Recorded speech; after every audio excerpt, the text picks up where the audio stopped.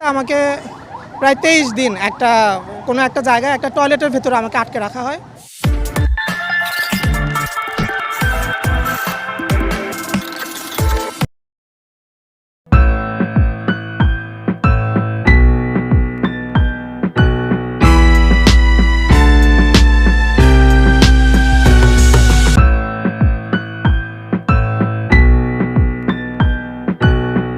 আমাকে ২০২৩ সালে সর্বপ্রথম ২০২৩ সালের অক্টোবরে আমাকে গুম করা হয়।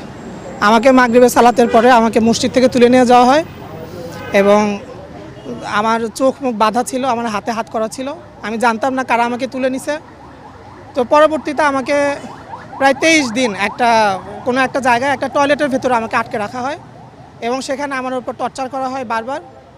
এবং ২৩ দিন পরে আমাকে নিয়ে একটা সংবাদ সম্মেলন করা হয় কারওয়ান বাজারে এবং সংবাদ সম্মেলন থেকে তারা র্যাব দাবি করে যে তারা আমাকে অ্যারেস্ট করছে, আমি বিভিন্ন জঙ্গিবাদী তৎপরতার সাথে সম্পৃক্ত। অথচ তারা আমাকে আমার মাদ্রাসা থেকে তুলে নিয়ে যায় মাগরিব নামাজের পরে এবং পরবর্তীতে আমাকে এখানে এসিডিডিসির কার্যালয়ে আমাকে নিয়ে আসা হয় এবং এখানে নিয়ে আসার পরে এখানে কিছু অফিসার তারা আমার উপর অবর্ণনীয় নির্যাতন করে। তারা আমার মেরুদণ্ড, আমার হাঁটু, আমার কোমরের হাড় ইত্যাদিগুলো আমাকে ভেঙে দেয়, অবর্ণনীয় নির্যাতন করে। এবং আমরা তখন দেখছি যে সিডিডিসির ৭ তলা থেকে নিচতলা পর্যন্ত এই ভবনে গুম সেল আছে এবং এখানে তখন ৪-৫ বছর থেকে গুম এরকম মানুষজনও তখন ছিলেন এবং আমরা জানি না তারা এখন কি অবস্থায় আছে। আমরা এখন এখানে আসছি, আমরা আসলে কর্তৃপক্ষের মাধ্যমে নিশ্চিত হতে চাই যে এই গুম সেলগুলোতে এখন আর কেউ নাই এবং পাশাপাশি আমরা মানুষকে জানাতে চাই যে আমরা কীরকম একটা জুলুমতন্ত্রের মধ্যে বসবাস করতাম। এখানে আইন শৃঙ্খলা বাহিনী, সরাসরি রাষ্ট্র এখানে জনগণের উপর কী ধরনের জুলুম করত, তারা এখানে কী ধরনের গুম সেল বানিয়ে রেখেছিল। আমরা গত রেজিমের এই জুলুমগুলো মানুষের সামনে তুলে ধরতে চাই। আমরা চাই যে ভবিষ্যতে সিডিডিসি, র্যাব এবং এই ধরনের কোনো বাহিনী যারা বিভিন্নভাবে এরকম জনগণের উপরে জুলুম করেছে, এই বাহিনীগুলোকে যেন সামনে সংস্কার করা হয়, এগুলোকে যেন বিলুপ্ত করা হয়, এই গুম সেলগুলো যেন সমস্ত মানুষের সামনে উন্মুক্ত করে দেওয়া হয়, এগুলোকে যেন জাদুঘর বানানো হয়, যেন ভবিষ্যতে আর কোনো রেজিম, আর কোনো সরকার এই দেশের মানুষের ট্যাক্সের টাকায় যেন এই দেশের জনগণের উপর আর কোনো জুলুম নির্যাতন করতে না পারে। আমরা অ্যাওয়ারনেস তৈরি করতে চাই, আমরা কোনো বিশৃঙ্খলা চাই না।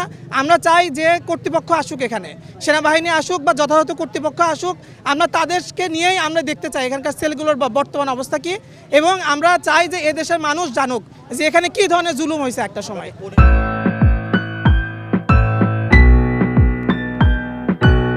আমাকে নিয়ে গেছিল বনশ্রী থেকে, বনশ্রীতেই আমার মাদ্রাসা এবং আমার মাদ্রাসা হচ্ছে centre for sharia studies, Dhaka.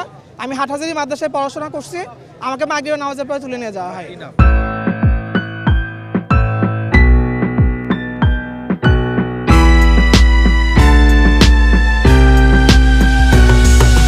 আমি কোনোই সংগঠনের সাথে সম্পৃক্ত ছিলাম না। আমি মাদ্রাসায় পড়াতাম, মাদ্রাসার সাথে সম্পৃক্ত ছিলাম, কিন্তু আমাকে তুলে নিয়ে যাওয়া হয় এবং নানান রকম নাটকীয়তা করা হয়। সেই বিষয়ে আপনারা জানেন যে কী ধরনের বক্তব্য আসতো।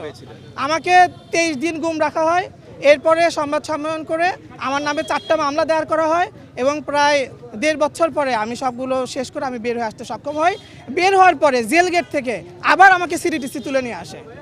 কত সালে এটা 2023-এর অক্টোবরে আমাকে আবার তুলে নিয়ে আসে এবং 2023-এর অক্টোবরে আমি বের হতে পারি। কিছু অফিসার যারা চিহ্নিত ছিলেন, যারা বিভিন্নভাবে জুলুম এবং নির্যাতন করছেন, আমরা এই অফিসারদের নাম জানি কিন্তু আমরা বলতে চাচ্ছি না। আমরা চাচ্ছি যে তারা নিজেরাই পদত্যাগ করুন।